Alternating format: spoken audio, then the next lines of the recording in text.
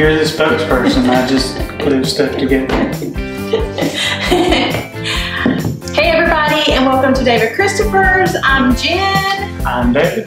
And we are back today on this rainy day in Alabama. I'm not sure what the weather's like where you are, but you can sometimes look at my hair and gauge what the weather is like in Alabama. So it's been a little voluminous today. More humid. It is humid today. It was pouring down rain earlier here, but it looks like, as I look outside, a little bit clearer. And I know you didn't come here for the weather report, but it was freezing a couple of days ago, or actually this morning, I guess it was freezing. It was, below 30, and tomorrow it's supposed to be 82, so you never know. Like, I had this sweater on, and I was so cozy this morning, and then this afternoon, I'm starting to get a little, I feel a little sweaty. Isn't that gross? TMI.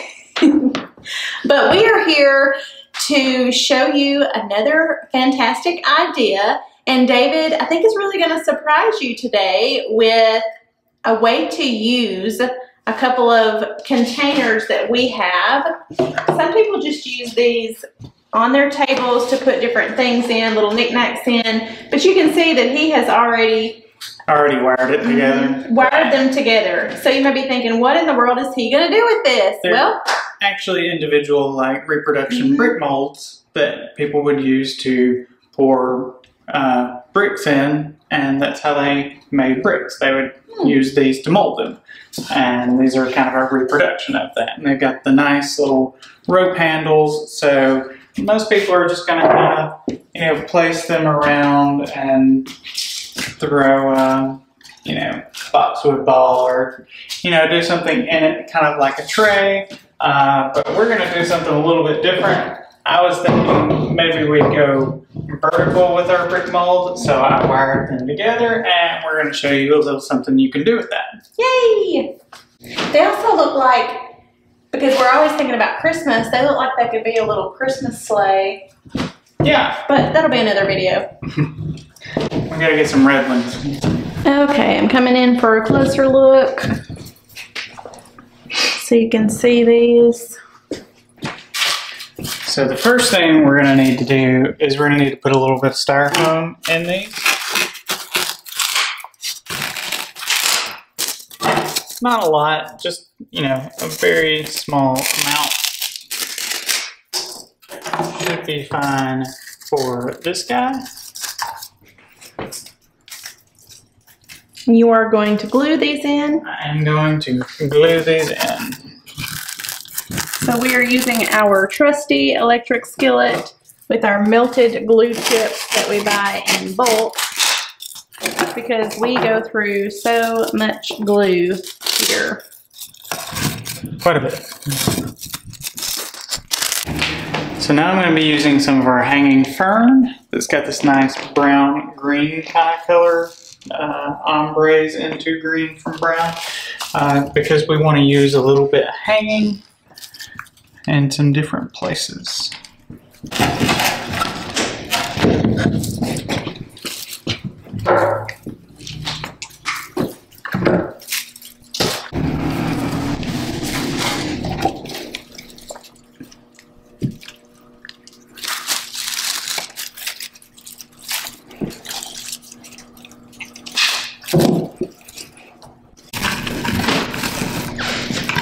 Just gonna keep it kind of wispy over my handles here.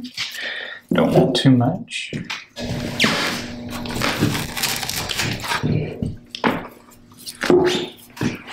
Now I'm gonna go with some of this EVA thistle pod.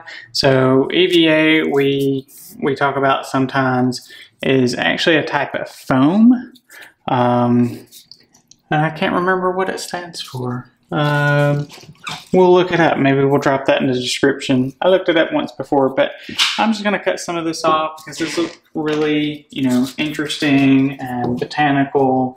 And we're going to go for something kind of natural, like something that would be succulent, kind of growing inside of our boxes here.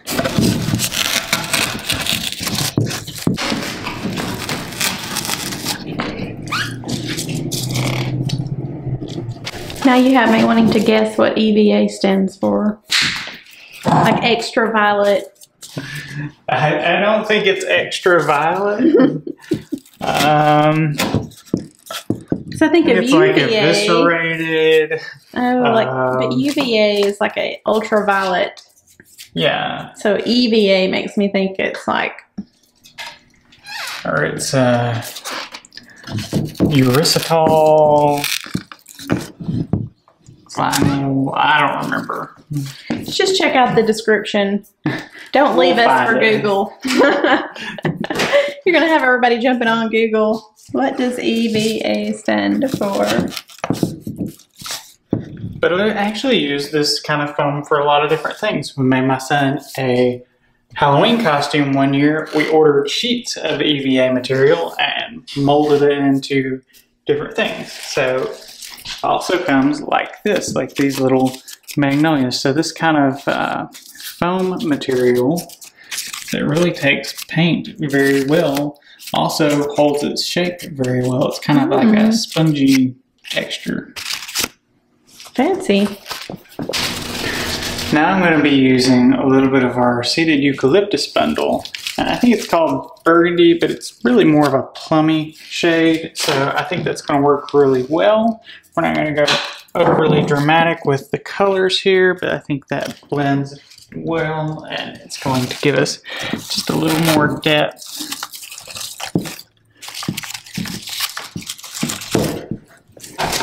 We just spent some time remodeling one of our bathrooms, and I was thinking about how something like this would be really cute over somewhere like you could put it in the bathroom, like over the toilet area. I was thinking the same thing. Were you? Well, it works out really well. Maybe we both just have our mind on on the bathroom since we've been renovating. Yeah.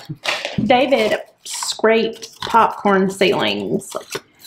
Every last drop of popcorn on one of our ceilings. And if you're looking for a DIY on that, just don't do it. Just leave it up there, never touch it, put something over it, don't scrape it. That's the biggest mess I think I've ever been through for the smallest reward. I felt like that happened. Oh my goodness. It was days and days of scraping, vacuuming. And then after it's done, you have to putty the whole ceiling and like smooth it out because our ceiling was not at all like correct. And we tried everything. We wet it. We didn't wet it. We bought the fancy tools. We tried every possible thing. And then recently I saw that Amazon has some kind of popcorn scraper vacuum thing. I would probably give that a try if I was brave enough to try it again. I'm not. No.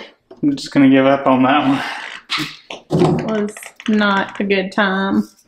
Anybody else out there with experience scraping your ceilings? Some people, I posted some pictures on my personal like social media, and some people were like, oh, it came right off for us.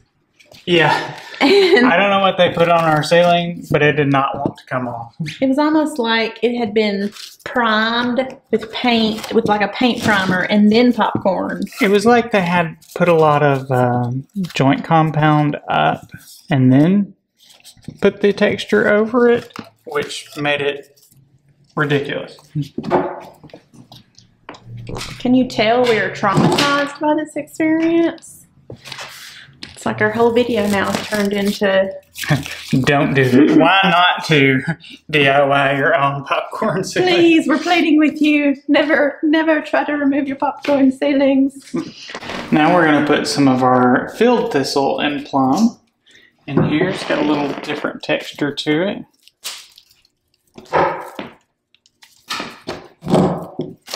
If you're watching this video during March of 2023, all of our florals are 30% off at shopdavidchristopher's.com, just so you know. And if you're one of our wholesale customers, because we do sell wholesale and retail, if you're one of our wholesale customers, we have some freight specials going on right now. Right, David? We do. So you need to contact us to find out, because everyone loves a freight special, especially when you're in the wholesale business and you're buying large quantities, the shipping can get quite crazy. So we've got some deals for you all right now going on.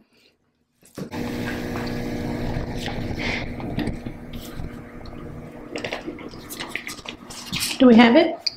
It looks like we do have some of this. So I'm going to take a few pieces apart of our maidenhair fern here. A little light and delicate. I like that it's got that brown vein in the actual stem. It's very versatile. And this is great because our fern that was hanging didn't have wire in all of it, so it gives that really great draping shape. But sometimes you want to make things go in different directions, so we're going to use some of our wired pieces for that. If you check out our description box, we will also link a collection to everything that you see in today's video so that you can see what it is and how much it costs and all that good stuff. Jen does a great job with the website and all those things, and editing the videos, and doing all those things that most of us take for granted, like, oh, there's just a website there, and oh, there's a collection there so I can see what's happening. Jen works really hard to make sure that things are navigable on the website and that you can find what you're looking for fairly easily. Catherine has been trying to help me clean up the website lately because it can get crazy and out of hand in a hurry. That's a lot to do. We have so many products that it's just, sometimes I envy people that, you know, they only have a few things that they have to put up, and we have, thankfully, we have Summer who currently takes our photos for the website, and it's definitely a team effort because there's no way I could get all of that done by myself.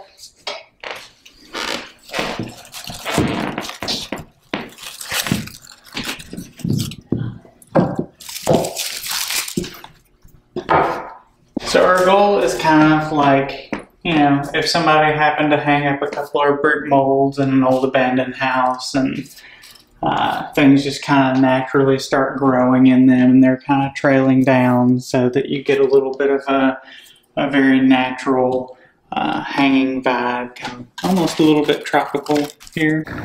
So that's kind of my crazy idea for the day. And just remember, to me, that just because it hasn't been done and you haven't seen it before doesn't mean that it's not right. It just means nobody else thought of it yet, which is a great time to try something that nobody else has done. Yes, and if you want more information on how to prepare containers, any kind of container with your styrofoam and your moss and different things like that, kind of like some basics. Also, if you're interested in knowing what kind of tools that we use, if you go to our website, shopdavidchristopher's.com, and you click on online courses, we currently have 3 online courses that you can sign up for and take, and hopefully that will up your game, help you to be a professional if that's your goal, or if you just want to be able to do it on your own and know what you're doing and have more in-depth instruction. You can find those videos there. So until next time, bye. Bye.